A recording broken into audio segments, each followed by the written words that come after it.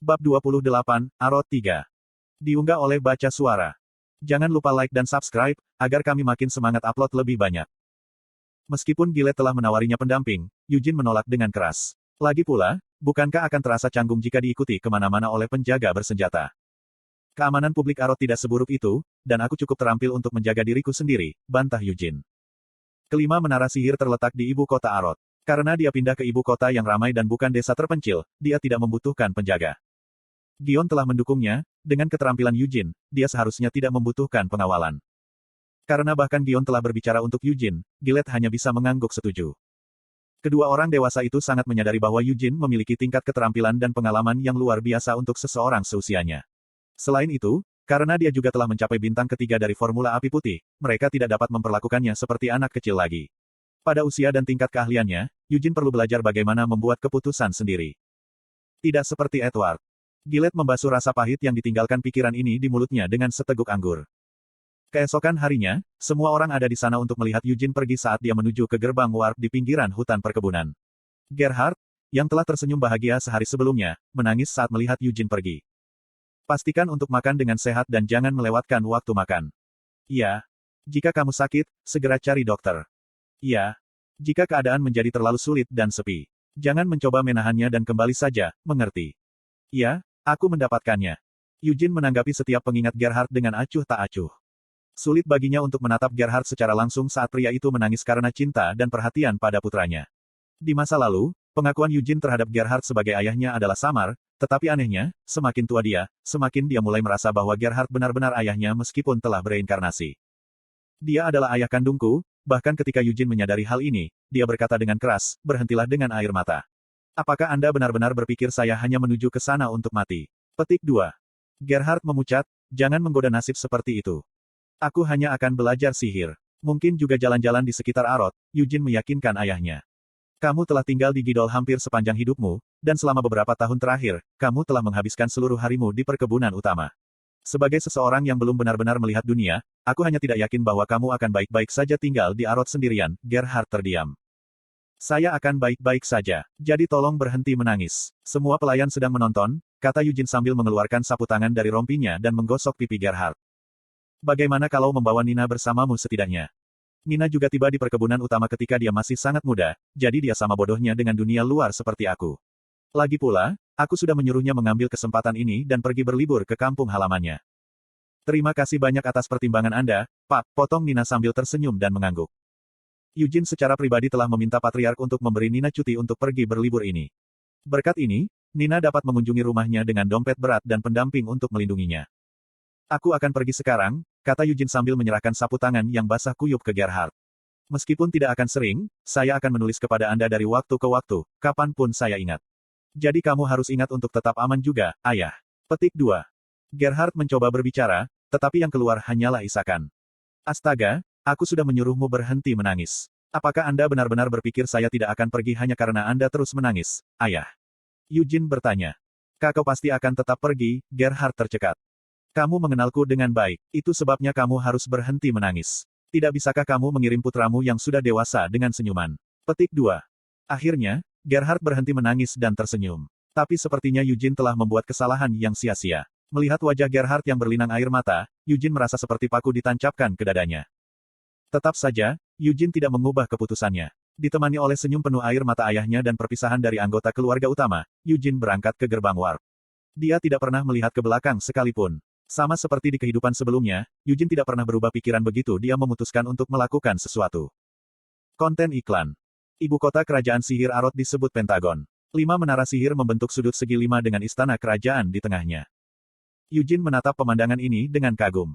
Meskipun dia pernah ke Arot di kehidupan sebelumnya, pemandangan yang dia lihat saat itu jauh berbeda dari pemandangan yang dia lihat sekarang. Wow! 5 menara sihir yang megah dan megah jauh lebih menarik daripada istana. Itu tidak bisa dihindari. Menara adalah simbol Arot dan sumber kekuatannya. Tidak seperti kebanyakan kerajaan, raja hampir tidak memiliki kekuasaan memerintah. Arot malah diperintah oleh Perdana Menteri Parlemen. Wah! Dari atas sini, Eugene memiliki pemandangan kota yang luas. Gerbang melengkung Pentagon terbuka di langit, terdapat di dalam stasiun terapung besar. Di antara berbagai kerajaan, Arot adalah satu-satunya yang memiliki gerbang warp yang terletak di langit. Setiap stasiun terapung diangkat tinggi-tinggi karena beberapa bit sihir yang telah dilemparkan ke sana, dan itu adalah simbol kebanggaan Aroth, yang menyebut dirinya kerajaan sihir. Mereka tidak mengalami hal seperti ini dalam kehidupan terakhirku.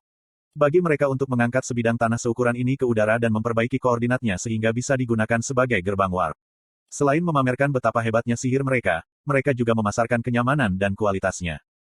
Ribuan orang ingin melakukan perjalanan ke stasiun terapung Pentagon hanya untuk melihat ibu kota yang luas dalam sekali pandang. Bukankah itu luar biasa? Sebuah suara bernada tinggi berkata kepada Eugene. Pemandangan ini bahkan bisa dikatakan sebagai salah satu aset budaya Aroth. Ada sebanyak 15 stasiun terapung di sekitar Pentagon, dan semuanya diciptakan oleh Wise Sienna. Wow, Eugene dengan canggung berseru. Suara itu melanjutkan omongannya, untuk pergi dari stasiun gerbang timur ini, tempat Sir Eugene saat ini berada, ke istana kerajaan, akan memakan waktu setidaknya setengah hari bahkan dengan bantuan kereta. Namun, hanya dengan berpindah dari satu stasiun terapung ke stasiun terapung lainnya, kita dapat mengurangi jarak perjalanan secara drastis. Bahkan orang buta pun bisa mengerti apa artinya ini. Juga, ada kereta udara yang ditugaskan ke setiap stasiun terapung. Dengan kereta ini, bahkan mereka yang menderita mabuk perjalanan dapat menuju ke tujuan mereka sambil menikmati pemandangan Pentagon ini dengan nyaman seolah-olah mereka sedang berbaring di tempat tidur mereka sendiri. Apakah itu juga sesuatu yang cewek, maksudku, yang dibuat oleh Lady Sienna? Tentu mereka. Tapi tidak perlu terlalu khawatir. Meskipun mereka dibangun menggunakan teknik magis dari ratusan tahun yang lalu, mereka terus ditingkatkan dan diperbaiki, sehingga tingkat kecelakaan tahunan sangat rendah. Petik 2.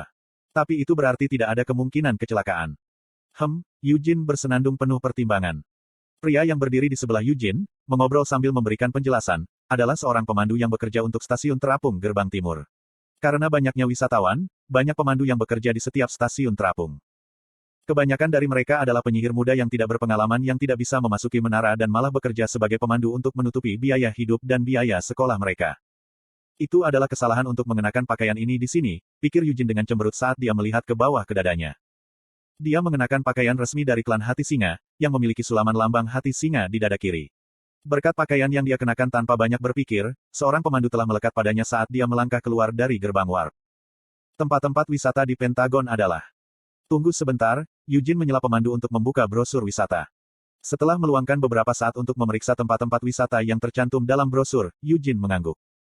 Aku ingin mempekerjakanmu hanya untuk hari ini, akhirnya dia memutuskan. Jika Anda mendaftar sekarang, saya dapat memberi Anda harga diskon 4 hari selama seminggu penuh, pemandu menawarkan. Tidak apa-apa, ayo tanda tangani kontraknya sekarang. Untuk saat ini, hanya ada satu tempat yang ingin dikunjungi Eugene. Setelah mengunjungi lokasi itu, dia memutuskan untuk langsung menuju Menara Merah Sihir untuk melihat Lovelian. Seolah-olah dia telah menunggu ini, pemandu itu mengeluarkan kontrak. Setelah Eugene menandatangani kontrak menggunakan pena yang menyertainya, dia mengeluarkan cek senilai 1 juta sal dari dompetnya dan menyerahkannya kepada pemandu. Wah, seru pemandu itu dengan semangat. Eugene menjelaskan, ini adalah biaya perekrutan untuk hari ini, ditambah biaya lain yang mungkin muncul. Aku akan melakukan yang terbaik untuk mengajakmu berkeliling. Untuk saat ini, aku ingin mengunjungi mansion milik Wise Sienna. Itu pilihan yang sangat baik, sang pemandu memuji sambil tersenyum. Jika Anda mengunjungi Pentagon, 3 hal yang benar-benar perlu Anda lihat adalah, mansion Wise Sienna, menara sihir, dan pemandangan malam dari stasiun terapung. Saya akan mendapat kesempatan untuk melihat pemandangan malam nanti. Saat ini, aku hanya ingin berjalan-jalan di mansion sendirian. Apakah kamu mengatakan bahwa kamu ingin masuk sendiri? Betul sekali. Terserah Anda. Pemandu itu menundukkan kepalanya dan berbalik untuk memimpin jalan. Jadi ini Eugene Leonhardt, pemandu mempertimbangkan nama yang tertulis di kontrak saat dia menuju ke gerbang warp. Tapi kenapa dia datang ke Aroth? Apakah dia mencoba belajar sihir seperti anak tertua? Atau mungkinkah dia datang untuk mengambil si bodoh itu? Nama Edward Leonhardt juga cukup terkenal di Pentagon. Terutama di antara para penyihir muda dan miskin yang terpaksa menutupi biaya hidup dan kuliah mereka dengan melakukan pekerjaan sampingan seperti pekerjaan pemandu. Nama Edward membuat iri. Jika dia lahir dari keluarga bela diri, dia seharusnya belajar seni bela diri. Mengapa bertingkah seperti orang yang tahu segalanya dan datang ke sini untuk belajar sihir tanpa harus mempelajari semuanya sejak awal? Meskipun dia tidak memiliki banyak bakat dalam sihir, Edward adalah seseorang yang bisa memasuki menara sihir hanya dengan mengandalkan koneksi pribadinya.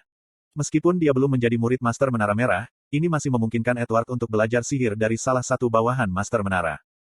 Bagi para penyihir muda yang malang ini, dia dikenal sebagai orang bodoh, dan bajingan. Setelah melewati gerbang warp, pemandu menunjuk keluar jendela, rumah besar Sienna bijaksana ada di sana, di bawah kita. Karena mansion itu adalah tujuan wisata yang terkenal di Pentagon, sebuah stasiun terapung telah ditugaskan secara khusus untuk itu. Saat mereka naik kereta udara, pemandu terus mengobrol, 300 tahun yang lalu, setelah kembali dari Devildom of Helmut, Lady Sienna adalah orang termuda dalam sejarah Arot yang naik ke posisi Tower Master. Di alun-alun di pintu masuk menara sihir hijau, yang pernah menjadi tanggung jawab Sienna, Anda dapat menemukan patung yang secara sempurna mereproduksi citranya. Eugene terus menatap pemandangan di luar jendela tanpa jawaban. Rumah besar ini adalah tempat terakhir yang pernah dilihat Lady Sienna. 200 tahun yang lalu, Nona Sienna meninggalkan pesan di mansion ini, mengatakan bahwa dia akan pergi mengasingkan diri dan kemudian menghilang. Aku juga pernah mendengar cerita itu, Eugene, yang mendengarkan dalam diam, menoleh dan berkata. Bukankah masih menjadi misteri kemana Lady Sienna pergi setelah meninggalkan pesan itu? Iya itu betul. Lady Sienna benar-benar menghapus semua jejaknya. Banyak penyihir Arot, dan bahkan murid Lady Sienna sendiri, berusaha mengikuti jejaknya, tetapi tidak ada yang bisa mengetahui kemana Lady Sienna pergi mengasingkan diri.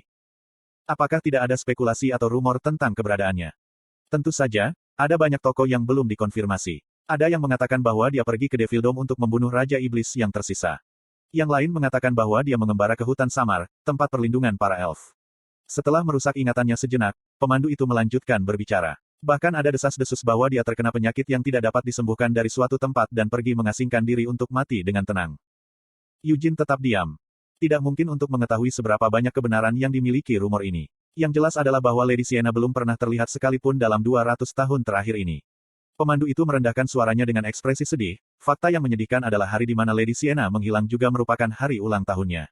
Apa yang sebenarnya bisa terjadi padanya? Bahwa dia memutuskan untuk mengasingkan diri daripada merayakan ulang tahunnya. Ini mungkin hanya pendapat saya, tapi saya percaya bahwa Lady Sienna mungkin telah pergi ke Devildom. Kenapa kamu percaya itu? Eugene bertanya. Jika itu 200 tahun yang lalu, itu akan menjadi peringatan 100 tahun kembalinya Lady Sienna dari Devildom of Helmut. 100 tahun sejak dia dipaksa untuk kembali, meninggalkan tubuh rekannya, Hamel bodoh. Menjelang ulang tahunnya, Lady Sienna mungkin mengingat nasib rekannya yang telah lama meninggal dan... Eugene terdiam. Saya ingin membalaskan dendam Hamel, mungkin keinginan seperti itulah yang membuat Lady Sienna pergi. Anda seharusnya sudah mendengar tentang ini juga, kan, Tuan Eugene? Tampaknya Hamel naksir Lady Sienna. Seperti anak muda nakal, dia tidak bisa mengungkapkan perasaannya kepada Lady Sienna, jadi dia malah menggodanya sepanjang perjalanan mereka. Lalu sesaat sebelum dia meninggal, Hamel menyatakan cintanya pada Lady Sienna. Hentikan omong kosong sialanmu. Eugene tiba-tiba berteriak, tidak bisa menahan diri. Hah? Pemandu itu terhuyung-huyung keheranan atas ledakan yang tiba-tiba ini. Eugene tergagap ketika dia mencoba mencari alasan. Ah, tidak. Itu. Aha, setelah berkedip kaget selama beberapa saat, pemandu mengeluarkan suara pencerahan saat dia menyimpulkan dengan senyum lebar. Sepertinya Sir Eugene sangat menentang romansa Hamel dengan Lady Sienna. Ya, tapi... Saya sering berdebat dengan teman-teman saya tentang hal ini ketika saya masih muda. Saya selalu mengklaim bahwa romansa Lady Sienna dengan Hamel adalah kanon, tetapi teman-teman saya bersikeras bahwa Lady Sienna dan Great Vermont benar-benar jatuh cinta. Itu sebabnya kamu sangat marah, kan? Petik 2. Eugene tidak bisa menemukan kata-kata. Iya, itu akan tetap menjadi cerita yang cukup menarik. Hamel bodoh, yang terus-menerus frustrasi oleh Vermont, bahkan kehilangan cintanya pada sang pahlawan. Tetapi pada akhirnya, dia masih melemparkan dirinya ke depan pukulan yang ditujukan untuk Vermont dan mengakui cintanya saat dia sekarat. Ah, aku juga sangat menyukai tokoh yang tragis. Karena Eugene telah memberinya 1 juta sal, bukankah tidak apa-apa baginya untuk menamparkan pemandu di mulutnya sekali saja? Eugene dengan serius mulai mempertimbangkan ide seperti itu. Bagaimanapun, itulah yang saya yakini. Lady Sienna meninggalkan Arot dan pergi ke Helmut sendirian untuk membalaskan dendam Hamel. Tapi pada akhirnya, dia gagal membalas dendam. Dan matanya terpejam untuk terakhir kalinya di Helmut. Sepertinya kamu sangat menyukai tragedi, komentar Eugene dengan susah payah. Di Arot, ada banyak novel yang ditulis tentang Lady Sienna. Jika Anda tertarik, saya bisa membawakan Anda beberapa pilihan. Tidak apa-apa. Namun, tentang Lady Sienna menuju Helmut, itu hanya tebakan liar, kan? Itu tidak sepenuhnya tidak berdasar. Itu adalah cerita yang cukup terkenal, tetapi Lady Sienna membenci ilmu hitam dan setan, dan sampai dia menghilang, dia terus menentang pendirian menara sihir hitam. Sudah 200 tahun sejak menara sihir hitam didirikan di Arot. Ini berarti dibangun tak lama setelah hilangnya Wise Sienna. Beberapa orang berpendapat bahwa penyihir hitam radikal yang mempromosikan pembangunan menara sihir hitam mungkin telah membunuh Lady Sienna, tapi... Tidak mungkin penyihir hitam bisa membunuh Lady Sienna. Nada yang Eugene katakan keberatan ini begitu dingin sehingga dia hampir tidak percaya itu miliknya. Bahkan Raja Iblis kemarahan tidak mampu menembus penghalang magis Lady Sienna. Jadi bagaimana penyihir hitam bisa menembus mantra yang bahkan menghentikan Raja Iblis? Pemandu itu berseru dengan takjub, wow, Anda benar-benar tahu barang-barang Anda. Ya, itu juga menurut saya. Bahkan para penyihir yang membentuk menara sihir hitam 200 tahun yang lalu dengan keras kepala menyangkal teori pembunuhan ini. Terlepas dari penolakan Eugene, sudut hatinya masih ternoda dalam kegelapan. Penyihir hitam mungkin tidak bisa membunuh Sienna, tapi bagaimana dengan Raja Iblis? Dua Raja Iblis Helmut yang tersisa telah memberikan banyak dukungan untuk membangun menara sihir hitam. Eugene menoleh untuk melihat menara sihir hitam di kejauhan. Menara yang tinggi itu lebih pendek dari menara sihir lainnya, tetapi kemegahannya yang luar biasa begitu jelas sehingga bahkan bisa dilihat dari jarak seperti itu. Sampai hari ini, Helmut masih mengawasi Arot melalui menara hitam. Itulah mengapa mereka telah memberikan upaya yang sangat besar untuk membuat pion mereka, para penyihir hitam, menjadi bagian dari Arot. Jadi dari sudut pandang Raja Iblis, Sienna, yang terus menentang pembangunan menara sihir hitam, pasti menjadi duri di mata mereka. Sedemikian rupa sehingga mereka bahkan ingin membunuhnya. Sienna, saat kereta udara mendarat di tanah, Eugene melompat dari kereta dan segera melihat ke arah mansion Sienna. Apakah kamu benar-benar mati? Tapi tempat itu begitu penuh sehingga dia tidak bisa benar-benar menghargai pemandangannya. Terlalu banyak turis berkerumun di sekitar mansion agar dia bisa melihat dengan baik.